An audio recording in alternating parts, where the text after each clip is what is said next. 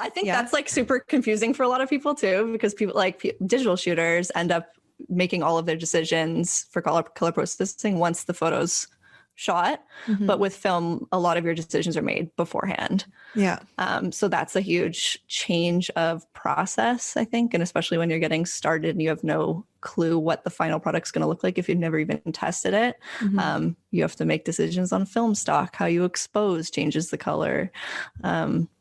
A lot of different, your lab, small preferences in your lab. Are you using a Noritsu or a Frontier scanner? And you're like, there's all these tiny little decisions that you have to make that eventually evolve into your style, which I think is pretty cool.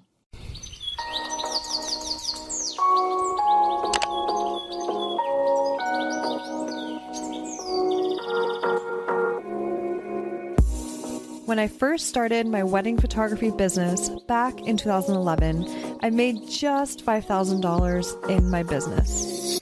Now, I bring in multiple six figures per year while working only 30-hour weeks serving my dream couples.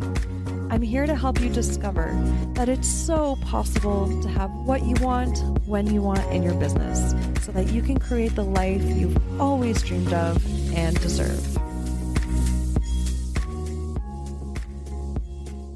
Welcome to episode 42 of the Shine and Thrive podcast, the spot where photographers hang out to learn about personal development and business development.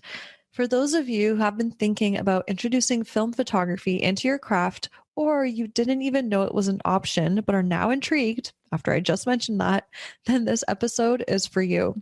I had Kayleigh Langford on the show to give us a peek into her world of being a hybrid wedding photographer. To introduce Kayleigh to you, she is a fine art hybrid wedding photographer with an emphasis on medium format imagery, telling love stories through the timeless, age-old medium, and the look of film is her passion.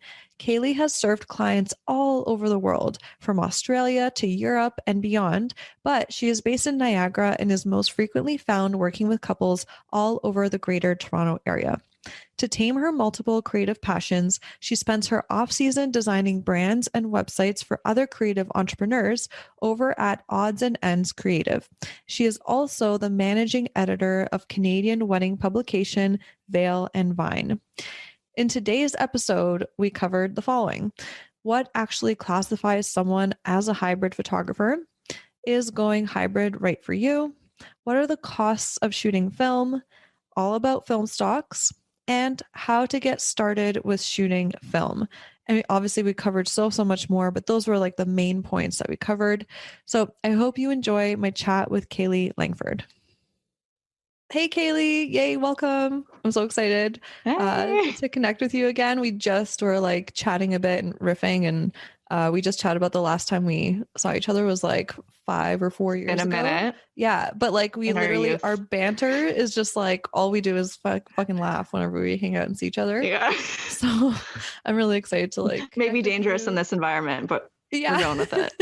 Also, PS guys, just so you know, our internet is kind of, interwebs are kind of unstable. So here and there, we might be like a little awkward here and there with like pauses, but that's okay. That's the nature of it. And it'll be funnier that way. It's real life.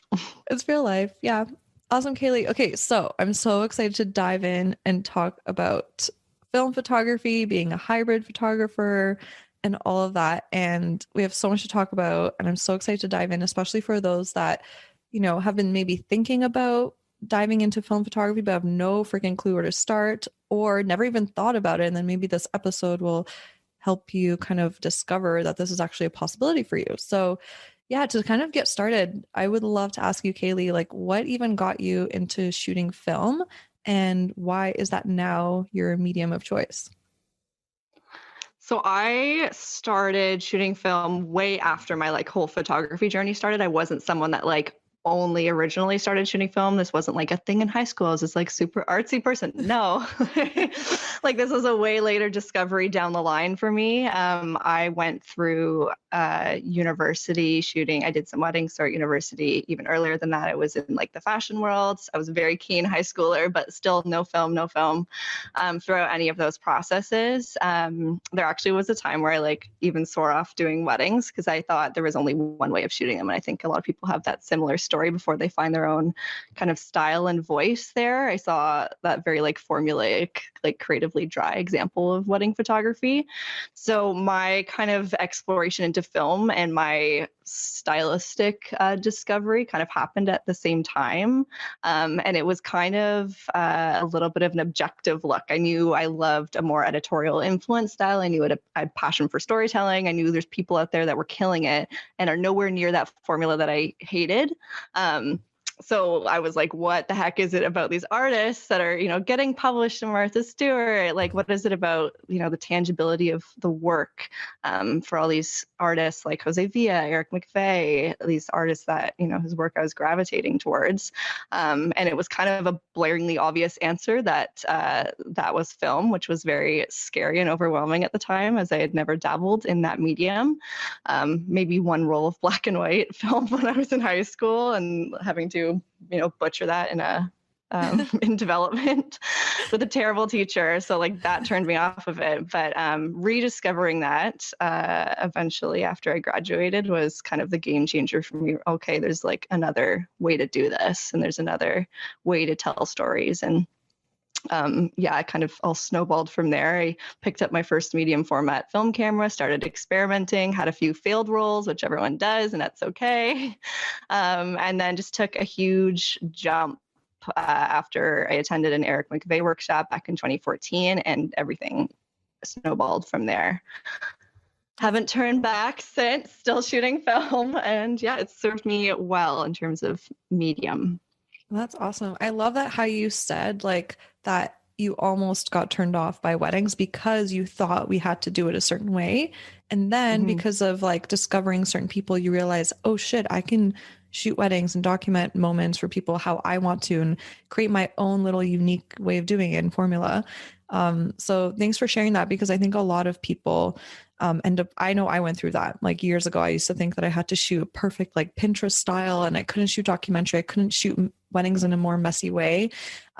So for you saying that you also went through that journey, but in a different way, it was really cool, because I think a lot of photographers go through that journey.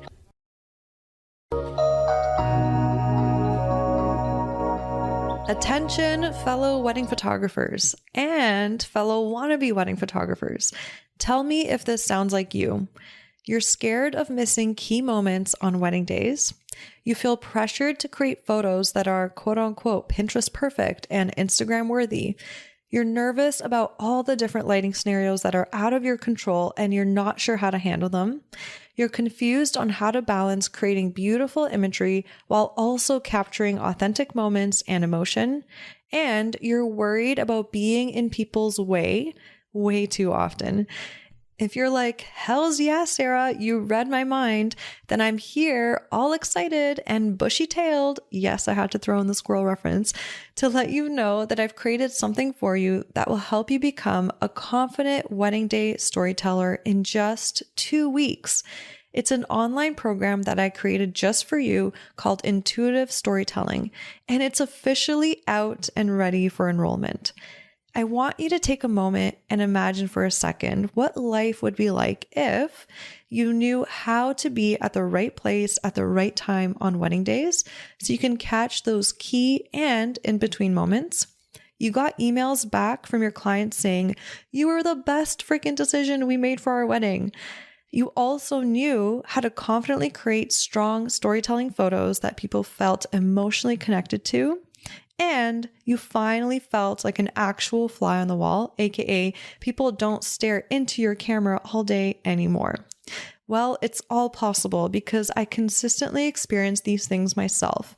And now I want to help you make these possibilities become your reality. Are you all bright-eyed and bushy-tailed right now too? Again, had to throw in the squirrel reference, you know me. So listen up. You can get started on learning all my tips and tricks of how I document wedding days as soon as today. You can go to saramonika.com/storytelling for all the deets and instructions on how to grab your copy of the course. You'll have lifetime access, and you can go at it at your own pace, along with a private community of other like-minded photographers that are on the same journey as you are. With intuitive storytelling, you'll be able to learn how to confidently storytell like a pro on wedding days in just 2 weeks. So, what are you waiting for? Uplevel your storytelling game this wedding season so that next year you'll be watching your inbox filling up with even more inquiries. Hello, referrals from this year's clients. So again, head over to saramonika.com/storytelling and sign up now. I cannot wait to see you in there. On me. 2020. Let's continue the conversation. Okay, but I would love to know why specifically film? Like, what does film do for you? Why does it inspire you so much? I think I didn't know at first because I wasn't exposed to it and I wasn't shooting it. So it's hard to kind of assess that quality before you actually start shooting it.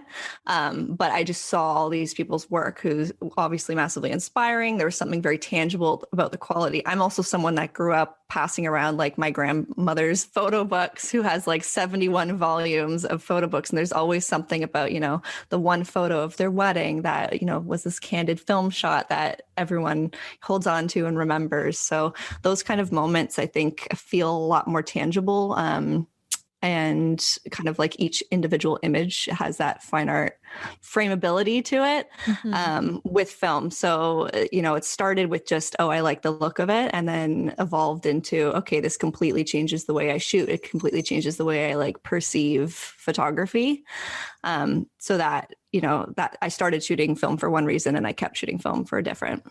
Wow, that's so cool. Yeah. So you're saying that, for example, because one thing that comes to mind is like, yeah, with digital, we can print photos too. So you can have a print side by side from a digital camera or film. And either way, people have the memory. So you're saying you're taking it kind of a step further. It's like the way you shoot changes significantly because like what are some things that have changed for you with the way that you approach shooting with film?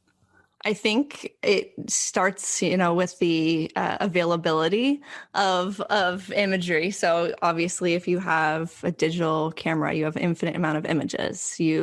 I was shooting, and I think a lot of people do this on weddings just as a safety measure. You'd shoot like 6 or 7 photos of the same thing, and then you just call later. And so for me, when you start shooting film, then you only have maybe 16 frames per roll for medium format film. Each shot is expensive, so it's got to matter. Yeah. And it's, you just want to be a lot more intentional with it. So even when I'm shooting digital now, I'm shooting it in a similar way than I would approach film. So the entire approach is different. And I guess when I said tangible, I didn't necessarily mean like you have a physical print in front of you. It's more that kind of indescribable depth and texture to it. And, it's hard, but it's also very forgiving in terms of lighting, and just the entire process is what keeps me re-inspired to keep shooting it, even with the difficulties and costs and all the good stuff. But yeah. I don't know if that's really cool. Yeah. There. I can't even imagine like if a roll has 16. So, okay. So you're a hybrid shooter, right? So you shoot both film and digital. So if you have a roll of like 16 frames in your film camera on a wedding day, and then you have your digital, what do you usually save that 16 frame roll for? I think there's kind of a misconception that I'm like coveting my film and I'm like not shooting or holding back, but that's really not the case. I just find that, I'm still shooting. You could shoot anywhere from, 15 to 30 rolls and just shoot a lot. And I think it's, even digital photographers have 2 cameras on them a lot of the times.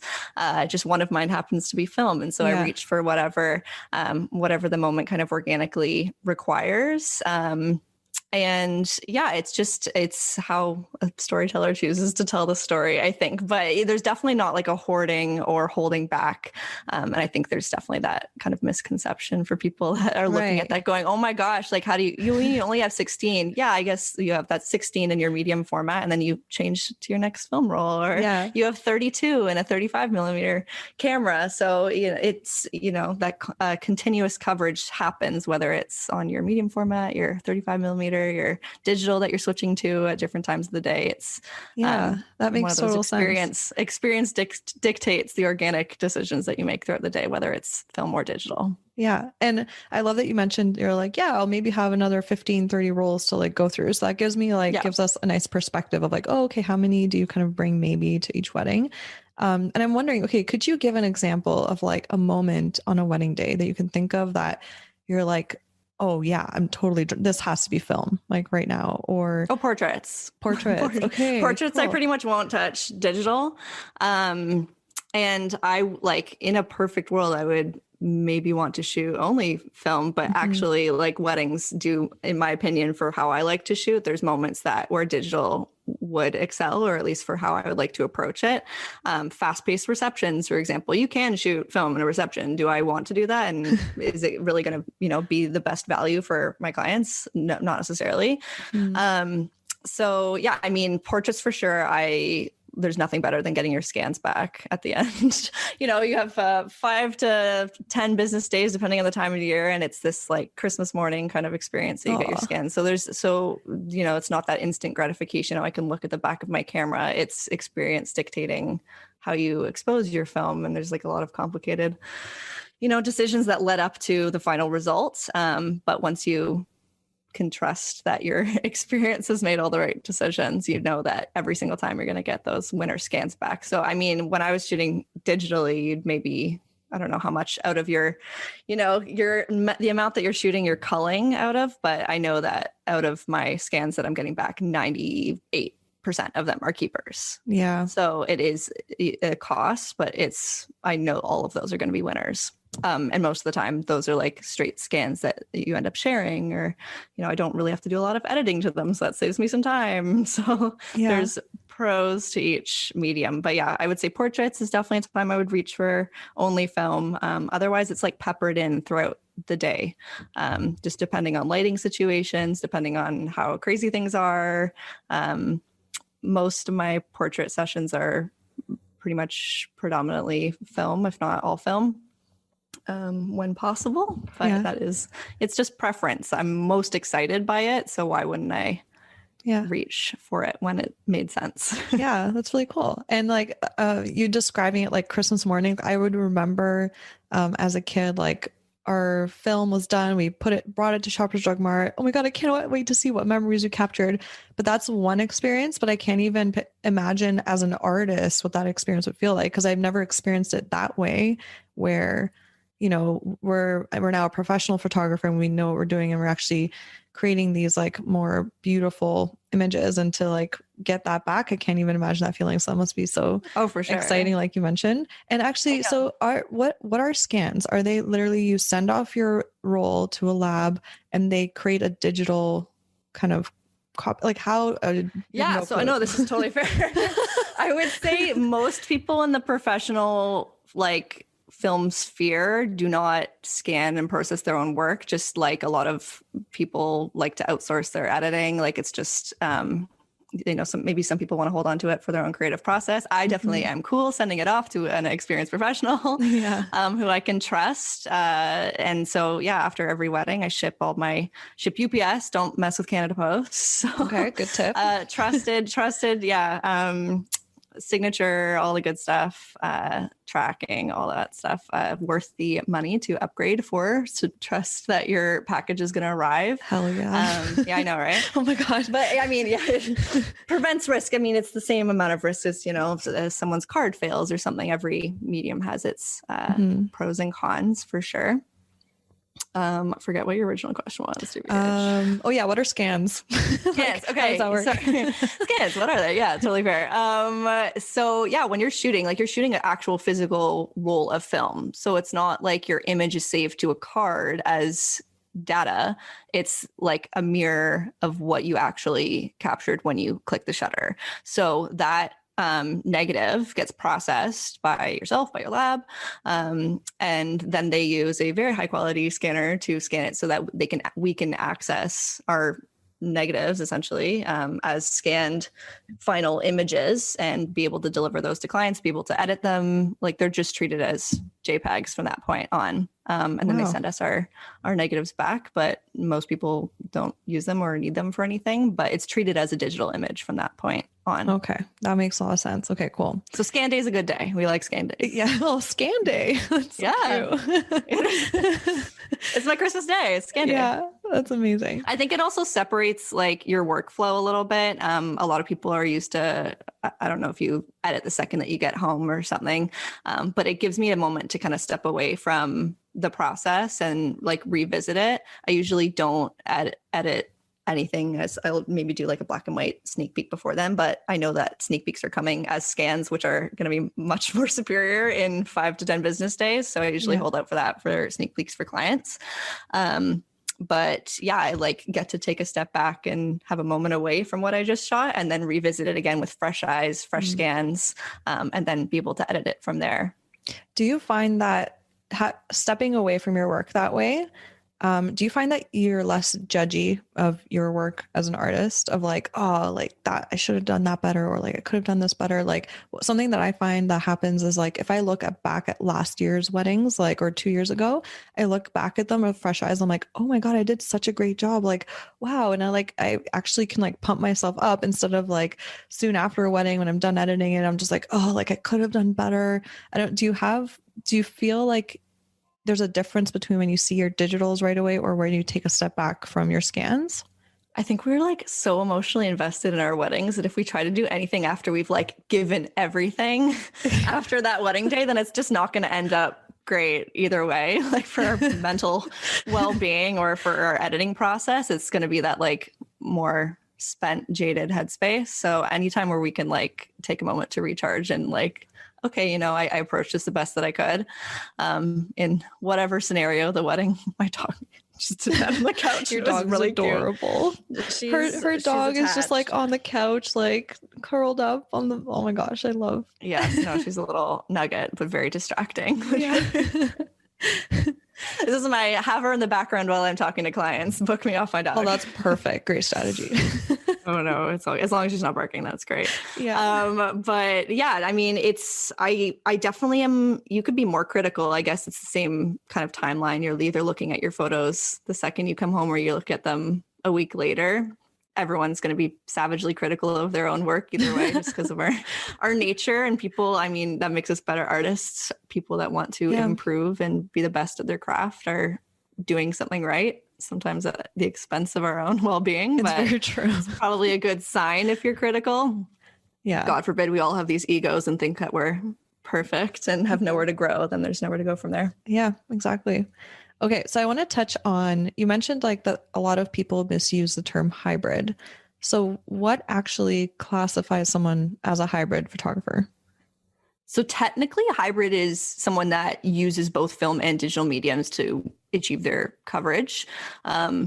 It is occasionally used now, like the mislabeling comes from when people use it to describe, oh, I use digital, but I edit my work to look like film. So that's not technically hybrid. Yeah. Which is a point of contention, I think, in the film hybrid community. It's that it looks like film, which I mean, to each their own. Like, I don't think anyone has, you know, the right to judge what each artist uses as their medium. But yeah, definitely that is the official definition. Right. And I like fine art is also another word that's kind of like thrown around and maybe mislabeled. I think originally it was supposed to mean that every image is like a standalone piece of art. So that's what that style technically means. And then it kind of evolved into only that light and airy look is fine art, but that's not actually what fine art means. Cool. I love how you just described this, because I literally thought, like, I was thinking this in my mind, like thinking of like, yeah, people that have this more stylized, pretty, and then light and airy look is more fine art photography. But yeah, I guess I was wrong. Well, if you think about like when it's not in a wedding sense, like that's what fine art means. Right. But then it's so like, true. I'm pretty sure Jose Villa was one who like coined or kind of, spearheaded the fine art wedding world. So from his definition, that's literally what he had written. Okay. Got it. Okay. So He just happened to also be a light and airy type of photographer that a lot of people emulated for a long time. But yeah, that in terms of, definition, and it's really interesting to see film photography kind of take different paths in terms of coverage. Not everyone's using the same film stocks, not everyone's using the same labs. And like, that's what kind of defines other than your artistic eye, like your color processing and your decisions made before even shooting the photo end up defining the final product. Yeah. I think that's like super confusing for a lot of people too, because people like digital shooters end up making all of their decisions for color processing once the photo's shot. Mm-hmm. But with film, a lot of your decisions are made beforehand. Yeah. So that's a huge change of process, I think. And especially when you're getting started and you have no clue what the final product's going to look like if you've never even tested it. Mm-hmm. You have to make decisions on film stock, how you expose changes the color. A lot of your lab, small preferences in your lab. Are you using a Noritsu or a Frontier scanner? And you're like, there's all these tiny little decisions that you have to make that eventually evolve into your style, which I think is pretty cool. Yeah, I totally understand like where you're coming from when you're like, you see yourself as a hybrid photographer and that's how you shoot. And then maybe the word can be misused, because for me, I need to get over this, probably just my ego. But when I hear people saying, oh, let me just get a candid of you guys now and like laugh at each other, look at each other, laugh, like, but I'm like, no, it's not candid. Candid is like an actual moment that happened with no one telling them what to do. And you just grab it, like you shoot it. And it drives me crazy. Like, I mean, when you see like, what's it called? Like, on like reality TV shows or whatever, it's like girls want like a photo of them together. Oh, can you take a picture of us? It's like they all look at the camera and they're like, hey, and then they're like, let's do a candid now. And then they like look at each other and laugh. Funny. Yeah. And it's like, I understand. I understand why, like what other word are you going to use? Right. Candid is like an easy word to use, but I'm like, but no, people, can we please bring more actual candid photography back so people can have more moments to remember, like, other than just, Cause I find that like, this is a whole nother topic, but, when I was younger, I just loved how my dad and everything documented our lives candidly. Literally, I was just doing whatever I wanted. He just took pictures, right? And then I feel like in this world right now, in the adult world, no one is just like noticing that, oh, mom and grandma are just connecting. Let me just take a picture of that without telling them, hey, look over here, right? So yeah. Except anyway, for the photographers, we're just sitting in the back taking creepy photos of our family. Yeah. We're looking, and then people will ruin it by like looking at you and smiling. It's like, no, yeah, I know. No, that's not what I was going for, but thank you for looking at the camera. I had a really beautiful candid going. Okay. Yeah, no, I think we definitely get jaded that way. Yeah, I know, right? Terms and definitions that define style. But I love your approach that way. Aw, thank you. I don't know why I just said spank you. Come on, Sarah. Thank you. Please do. Thank you. Okay. Okay, so let's get back to talking about film. Buy me dinner first. I digress. I know, right? So what, like, okay, first of all, how can someone even get started with shooting film? It's probably like there's so much to learn. So what would be kind of like the starting point for them? I think the first thing that you have to do is make that decision of whether you just like the look of it or if you actually have an interest in changing your entire process. And maybe you're a little jaded, or you're, doing that 40 wedding a year grind and you need something to, you're inspired by this type of work in this style and you've maybe haven't explored this, like that's maybe when to do it. If you just like the look of it, it is easier to not shoot it. And there's a lot of, there's a lot of resources out there and, presets that get kind of the look. But I think that before you even spend $1 million on gear, that's probably the decision to make, just the same as, oh, should I become a professional photographer or do I just literally like taking photos candidly? Not candidly, but full circle moment.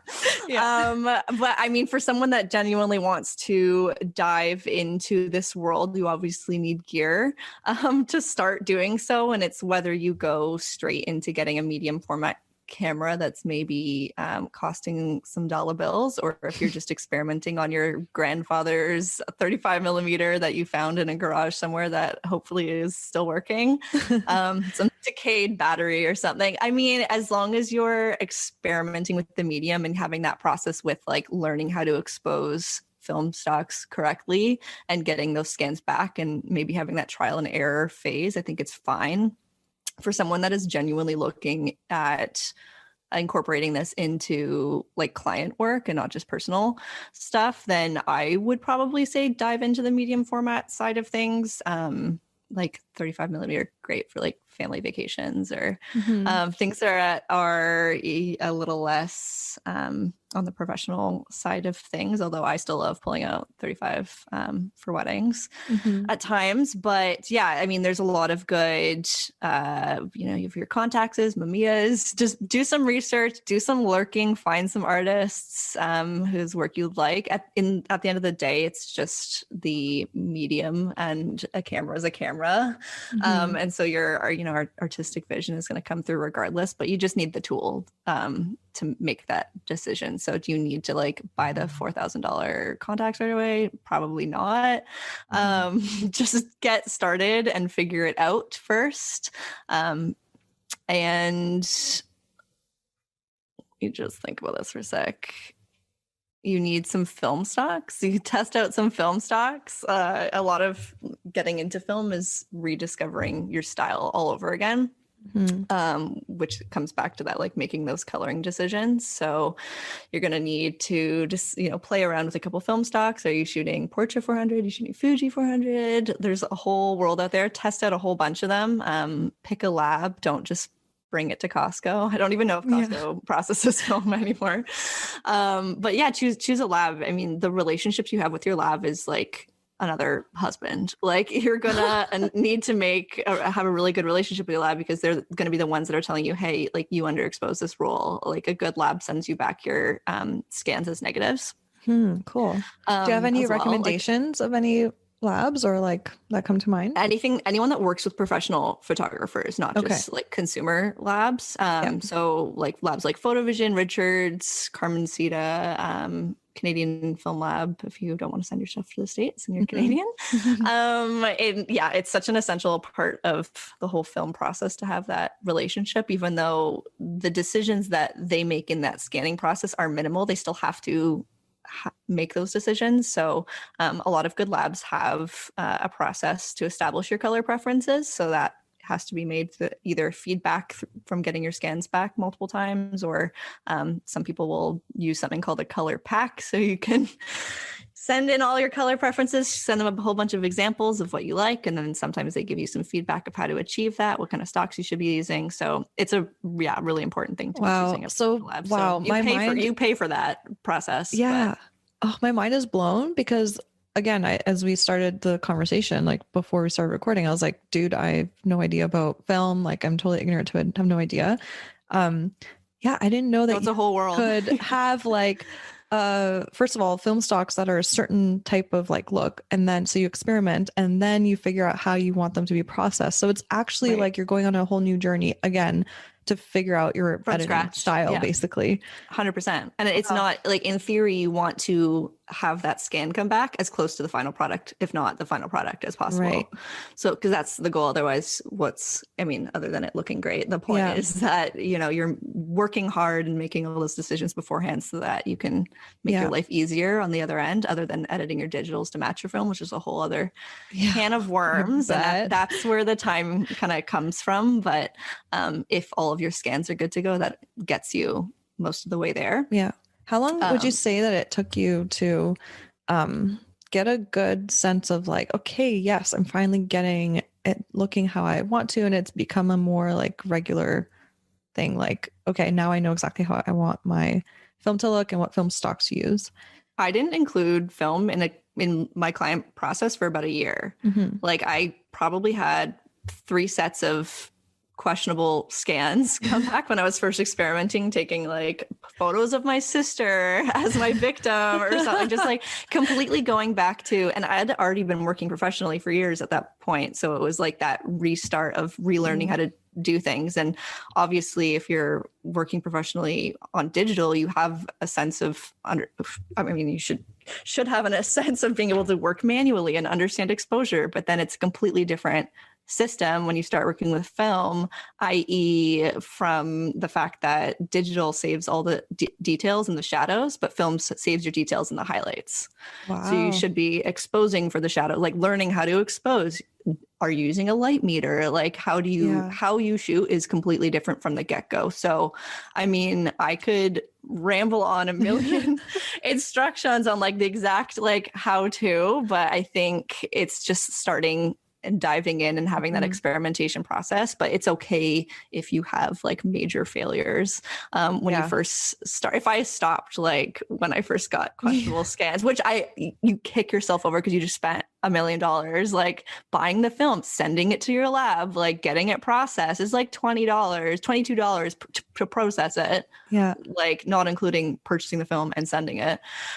So it's not a cheap venture, but if you're passionate about the look of it, and eventually and the noticing behind it and the meaning and noticing that this completely changes the way that you think and the way that you shoot as an artist. And maybe that's the thing that I need to feel inspired after when you shoot a wedding a weekend or 2 or 3, then, if that's what you need to, have that reinvigorated feeling of creativity as an artist, then okay, maybe it's worth taking a little bit of a hit in that first initial, year. But it took me about maybe 6 months to a year before I started including one role even in a session. Yeah. That's cool, and even then it was like a cherry on top. It wasn't like the part of it. Yeah.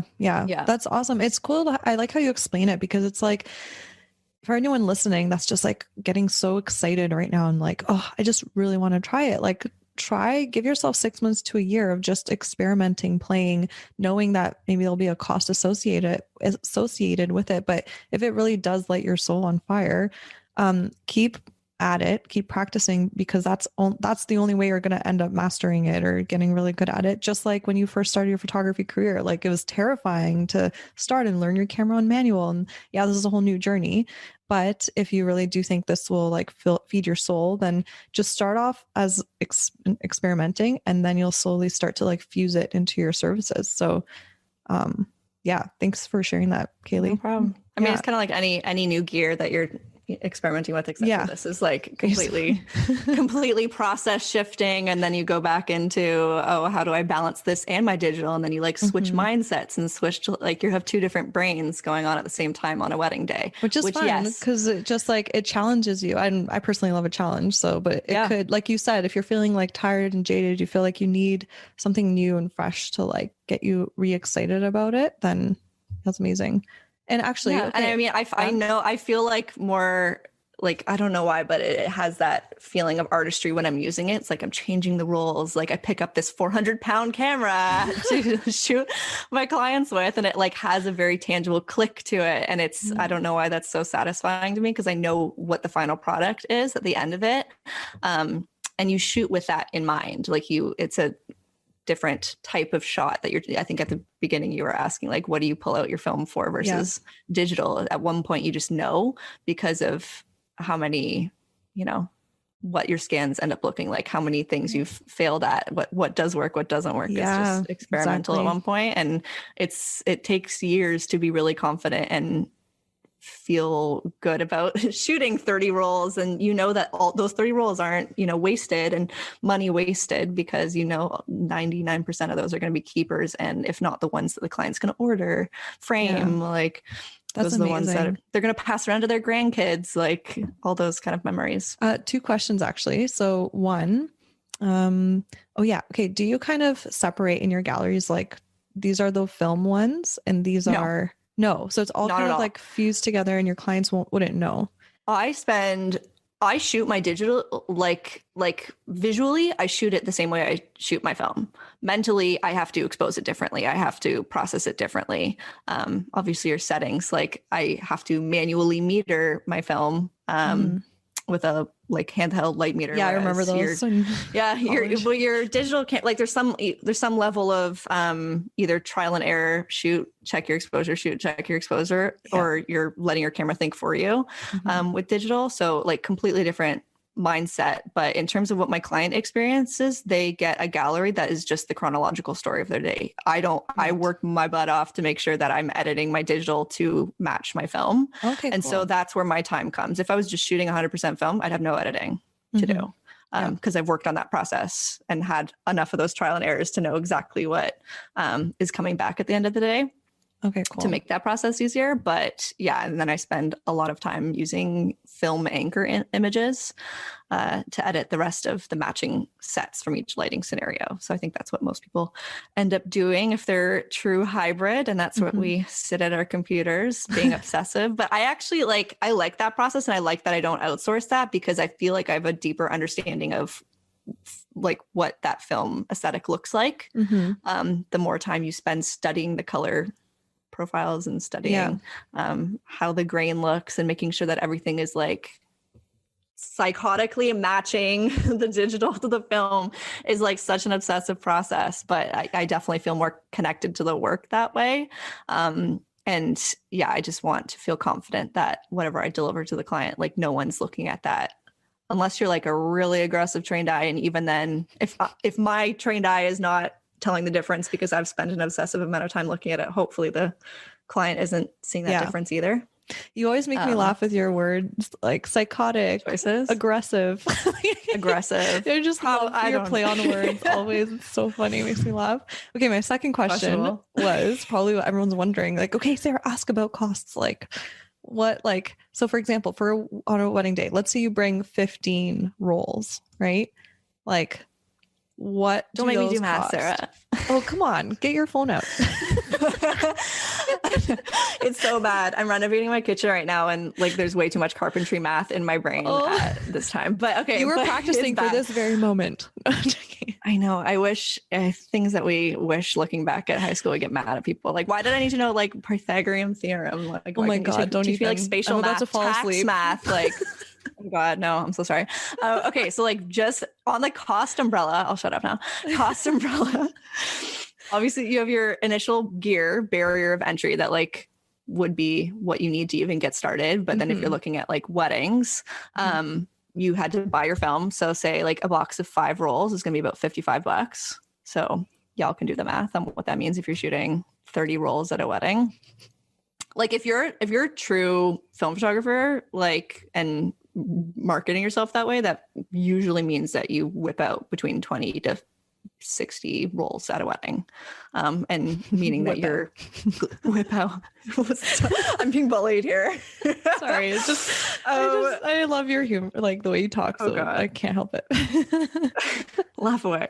So $55 for like a box of 5 rolls, and then you are shipping your film I ship mine to the States. So I want to do that safely. So I spend money so that that's done safely. So maybe like $60 for next day shipping with UPS for me. And then per roll with my lab, it's about $23 to process and get your scans back for the regular Frontier scans.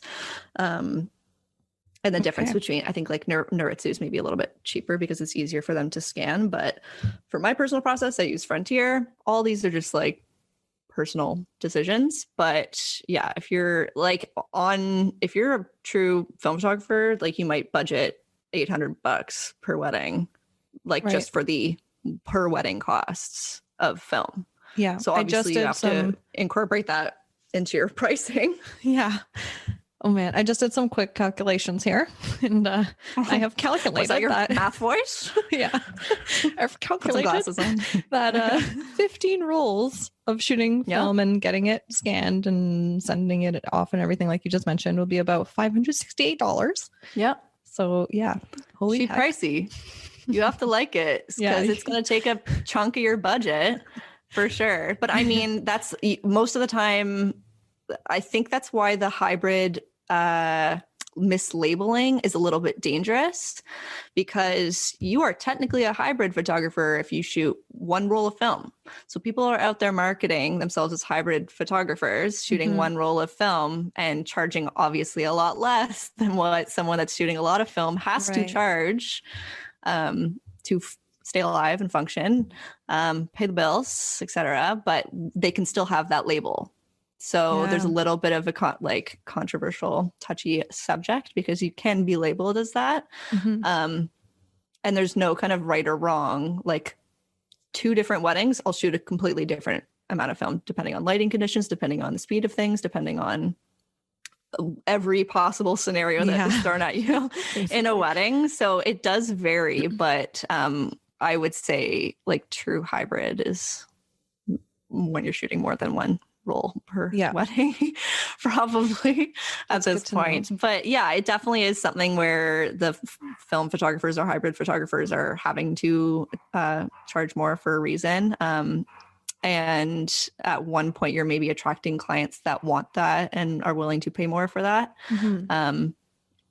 But it's completely varying. Like, I have people that come to me and say, like, I was looking for a film photographer, and I have people that are like, film, is that video? And I'm like, no. I do not do video.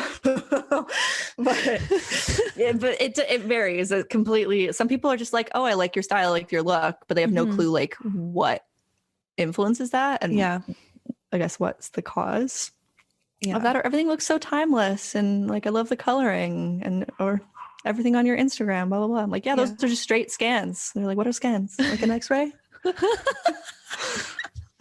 Like, it's completely different. So I mean, in a perfect world, people are hunting you down for what you love and what you offer, and some people just don't even know. They just know they like you. So and you have some people that actually are like, oh my gosh, like, we really want a photographer that shoots film. Oh, for sure. That's cool. That's so cool. Yeah. And I think a lot of those people are the ones that have maybe done some research or exposed themselves to, or maybe, I mean, some people just shot film in their youth as well. Exposed themselves? No nudist. No, I mean like photography joke, exposure. Oh, okay, I got it. I knew you were going there, but I went full nudist. Yeah. I went for the nudity joke. Okay. I see how this is going. There's definitely a group of people that will hunt you down for your medium. Yeah. And that's pretty cool, I guess. That's great. That's awesome. Yeah. Okay, sweet. I'm trying to think if there's anything else is there anything that you feel like you want to say or get off your chest? I feel like we covered so much. Like, I don't know. We did, but we also went very backwards. I feel like we dove into very heavy stuff at first. And so probably scared a lot of people off. I don't think so. I think it's important to know exactly like what it's really good to know exactly what it entails of like what you're going to get yourself into, because at least someone can then make a more calculated decision of like, okay, so I know there's going to be costly. Let me experiment for 5 months, see if I enjoy the actual process. If I don't, I tried and I know that I don't enjoy it. Or if they try and they fall in love with it, they'll be like, oh my gosh, like, I'm so happy that like I listened to this podcast episode and Kaylee was so awesome with sharing everything, and now I kind of know how to move forward. So I think a lot of wedding photographers like thrive in high stress environments. So if you already are one of those people that like likes to shoot yourself in the foot and like dive into even more stressful environments, then this might be for you. But no, I'm kidding. But it's just different. It's a different way of thinking, and by all means, please do not buy a camera and market yourself as a hybrid photographer and the next day shoot, like, promise to shoot a million rolls. Like, you're going to be very disappointed with the result. But you have to be someone that maybe has room in your ego to be okay with failure, be okay with a completely different learning curve.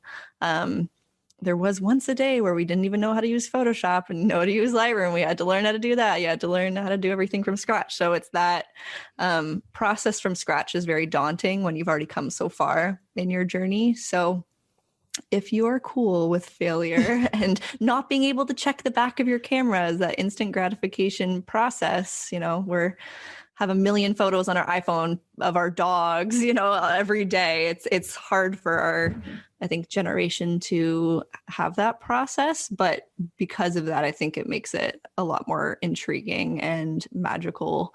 That sounded really gross. I hate It's that. so true. No, what? Magical. But I love But the it word is like, magical. I remember looking, like, when I guess started photography, I remember looking back at, I don't know if you ever saw, I don't know, like old film images of like Jackie Kennedy's wedding, like really romantic Yeah.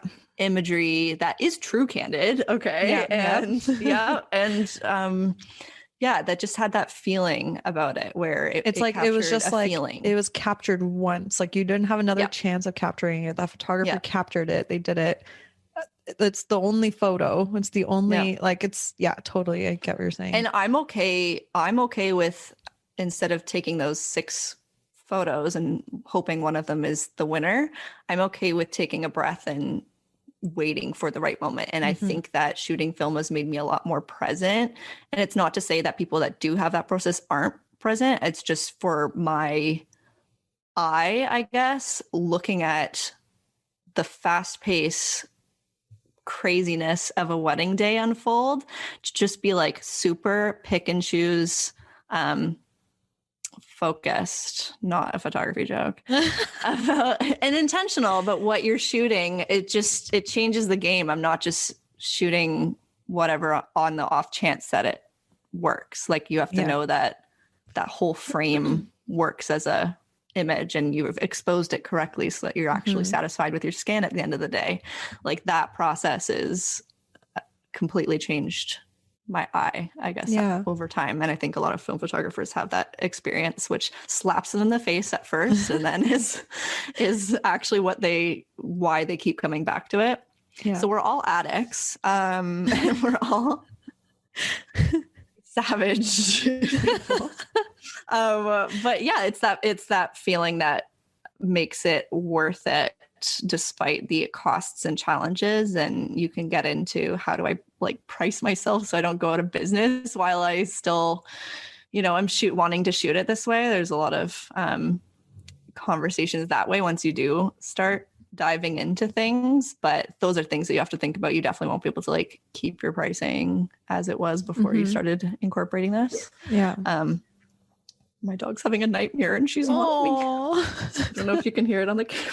It's really sad. Are you gonna cry? You look like you're gonna cry. No. It's cute. Imagine I should cry. I'm just feeling really emotional. It's been a year. No. But yeah, no, I hope I haven't scared too many people off of it. It is all very tangible. There's a reason why like thousands of people do it and use it and are able to succeed. There's a reason why you open up like Style Me Pretty front page and pretty much all of them are film, like works of film or hybrid photographers. So yeah. And the thing is, if it's possible, if it's possible for you, if you're one example, just one example in the world, then it's possible for someone else if they get really excited about it and passionate about it and just go at it one step at a time to like 100%. Right. So yeah, thank you so much for that. And of course, where can everybody find you? And also, I know you also do mentoring sessions for photographers that want to learn how to shoot film. So definitely would want more info on that. Yeah, I find that looking at people individually where they're at in their film process is maybe a lot more useful to people entering this realm. So, meeting people where they're at has been a process, but I do offer one-on-one mentoring to people wanting to dive into it wherever they are at that process. Either they have no clue where to start and they're wanting to jump in, or they maybe have experimented a little bit and they don't know how to like take it to the next level or actually look at the business aspects of incorporating it. How do I adjust my pricing? How do I edit hybrid? Like there's a lot of just individual questions that need to be answered. And you could either spend a million years with trial and error, or you can have some help. So happy to help and crack some weird jokes in the process, if that's where you're at, in a hopefully much less overwhelming way than I've probably made it sound. But it's really not that scary. It's just a learning curve, just like anything else in the process. But yeah, I mean, find a girl on Insta, photos by Caileigh. If you can spell my name, that's cool. It's an achievement. My parents wanted to confuse as many people as possible when they named me. So they achieved that. But yeah. Awesome. So spell it out. So photos by Caileigh on Instagram. Photos by Caileigh. There you go. And you'll see her name in the podcast title anyway. So there's a little cheat for you guys. You will. Awesome. Hot tip. Thank you, Caileigh. Oh my gosh, this was so much fun. My cheeks are hurting from laughing so much. I never thought that I would laugh so much while talking about film photography, which is kind of funny. But I know. Yeah, you always bring this goofy spin to everything. And I'm glad. Yeah. And give yourself credit where credit's due, because you gave a lot of great information. So it was definitely like an amazing happy to rant at any time. Yeah. Info dumps are my specialty. Awesome. Well, toodaloo, and everybody go follow Caileigh. Bye. Bye.